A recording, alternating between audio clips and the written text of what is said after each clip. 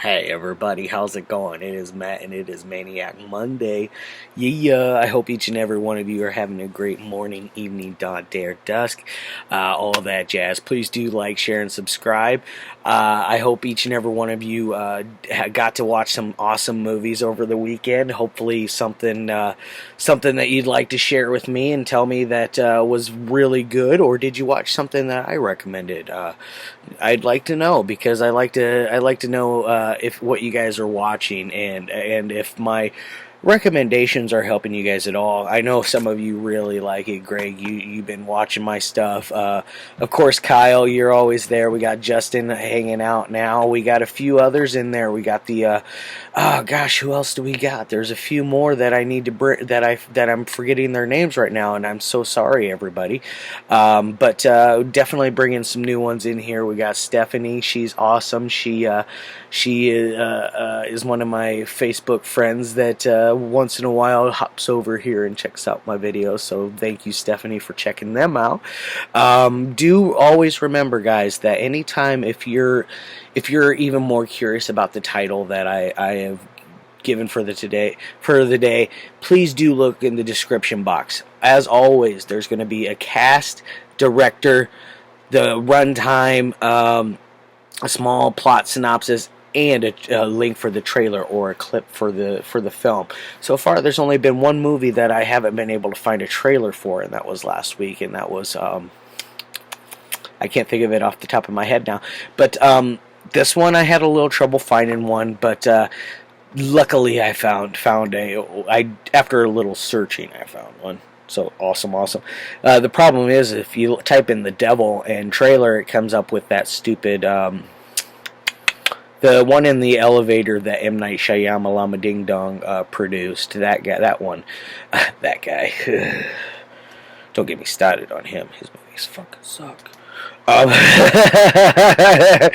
They do. Anyways, let's get on to the movie of the day. The movie of the day is amazing. Not so much. No, it's actually pretty good. It's a little shaky in places because there is a really annoying kid actor in here that I wanted to punch in the face every time I saw him.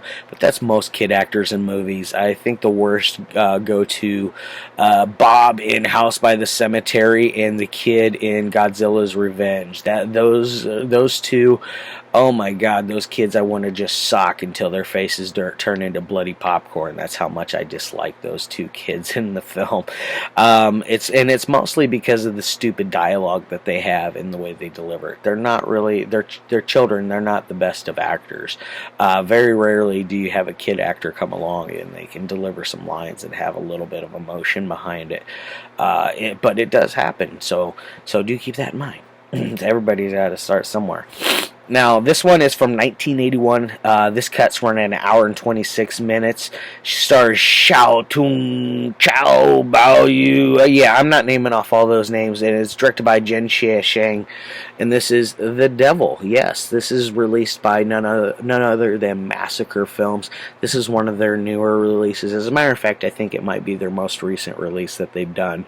I'm still really looking forward to Mr. No Legs. That's going to finally come out this December, it looks like. Hopefully the print is a little better than this one. The print on this is really bad, but the reason it's so bad is because it got molded, and it did kind of add a little something to it in places, the greenish from it, but there were places where it was just horrendous, and I did not like it. It distracted me in places. I'm not going to lie. But anyways, let me show you the release, what we got here. There's the front cover, that awesome little Massacre video label right there.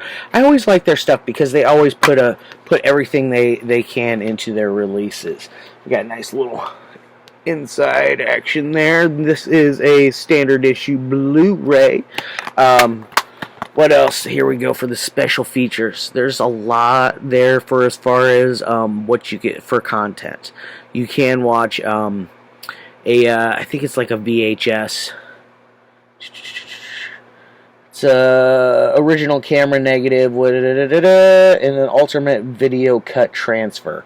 So there's a video cut of it that somebody must have had a good, at least somewhat of a quality copy for them to take it and clean it up to put it on here as well.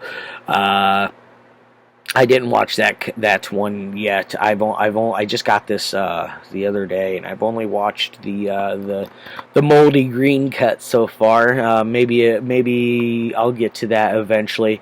I'm not in a rush to rewatch it because the kid in here, the kid's name is Ding Dong. Yes, I shit you not, his name is Ding Dong.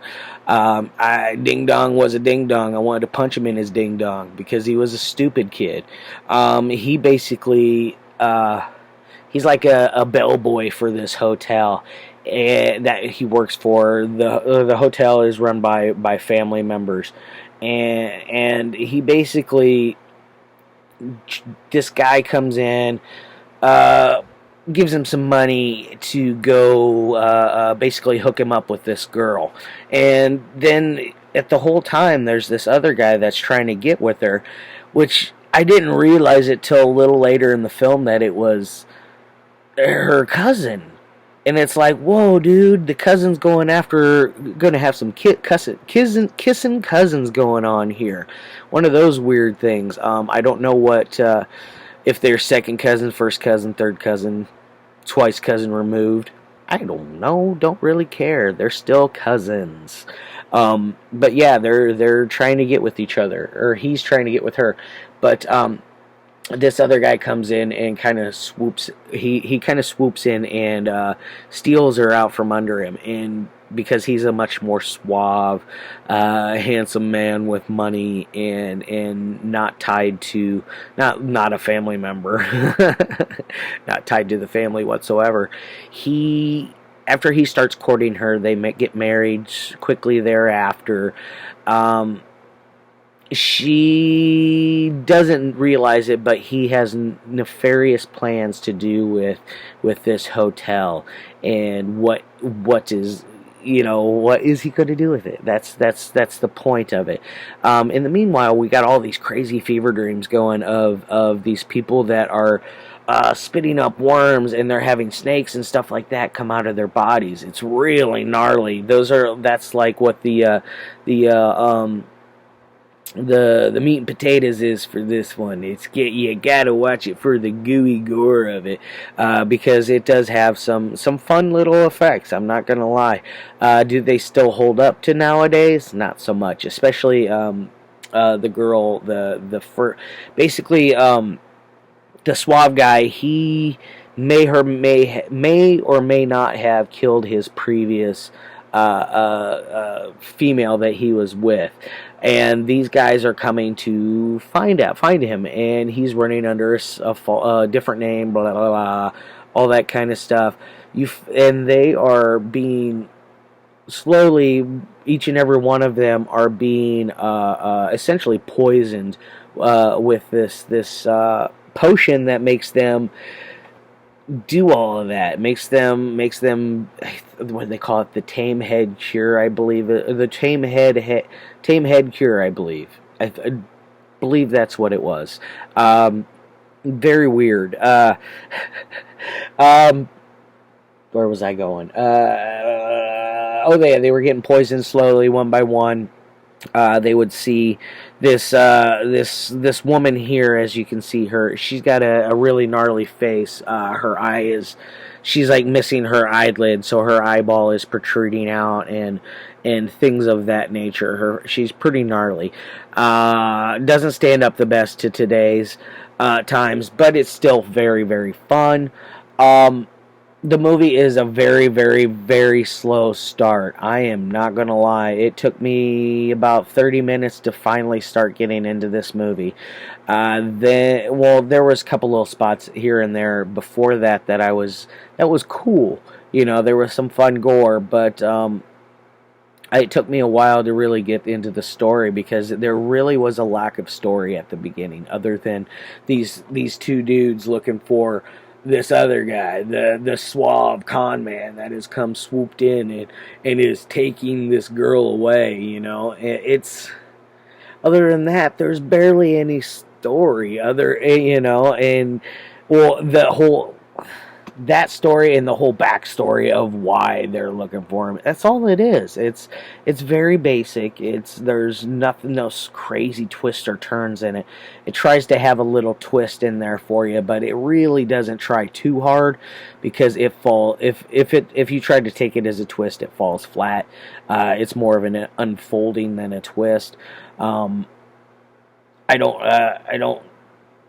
don't see anything really else to say about this movie. I'm trying to think.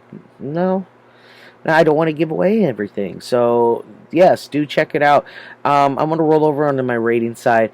On the technical side, like I said, this thing is a mess. There are pacing issues with it. It's very, very slow to start. The story gets a little hiccupy in places. It'll start moving along and then it'll stutter step for just a little bit, and then it'll pick right back up again, right where it left off. It just takes a little time. So have a little patience with this one. The last 30 minutes of it, or 40 minutes of it, are better than the first 30. The first 30 are boring as hell. I'm not gonna lie, or at least I found it boring.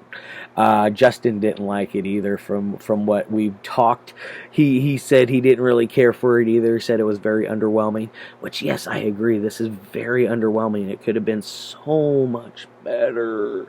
Maybe it was just a little too overhyped for both of us. I don't know, because this is one that has really been pumped up for the last year, and I'm happy to see it. I'm happy to own it. I will watch it and watch it and watch it again. So keep that in mind. So on the technical side, this thing's getting a 2 out of 5. Yeah. It's not a middle-of-the-road movie, folks. It's definitely not that. As far as an entertainment side goes, it's probably going to get a 2 as well, just because of the way it starts and the mold. The mold, anytime you start to get really intrigued on something on the screen, the mold comes in and takes it away. And next thing you know, you can't see everything 100% what's going on, or at least I didn't. I had, like, you could see it visually, but it wasn't there visually, if that makes sense. Like, I could see that there was a screen and there was people there, but I couldn't tell you if they had 5 fingers or 100% what their face looked like. I couldn't tell you if they had makeup on. I couldn't tell you any details about their clothing, just because it got that dark.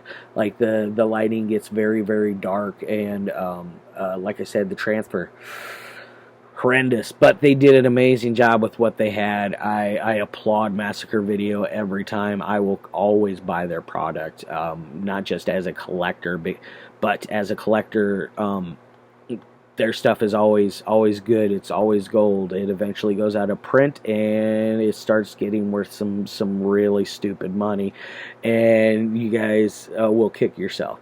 I kick myself daily for Voyage to a Goddess. I accidentally let that Massacre Video slip right through my hands, and now I'm without it. That's alright, though. I'll eventually get it. Anyways, so we got a 4 out of 10. That's, about as good as this one's gonna get. It's a sloppy, slimy movie that you need to watch.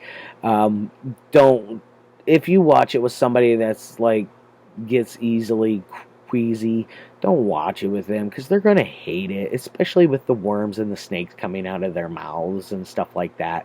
They're gonna hate it, because it does get a little cringy in places. There were a couple times where I was like, ugh, that's gross. But other than that, all I could think of was like he had these worms and snakes in his mouth, and I'm like, worms and snakes shit and piss everywhere. You just got pooed and gold. You got a golden and brown shower inside your mouth, buddy, and you just don't know it yet. On that note, I'm getting the hell out of here. I hope each and every one of you have a fantastic day. I'll see you tomorrow. I got a weird one lined up for tomorrow. It's a Shaw Brothers classic. Good, Bad, and Ugly definitely fits in on the Terrible Tuesday. I could easily switched that one, either one of them, in or out. They both are about the same as far as what I'm going to rate them. I'm not going to lie. So if you don't tune in tomorrow, I won't be hurt. My feelings will not be hurt because it's definitely, unless you want to find out what the movie is about. Otherwise, it's not going to be a game changer for you. All right, love your faces.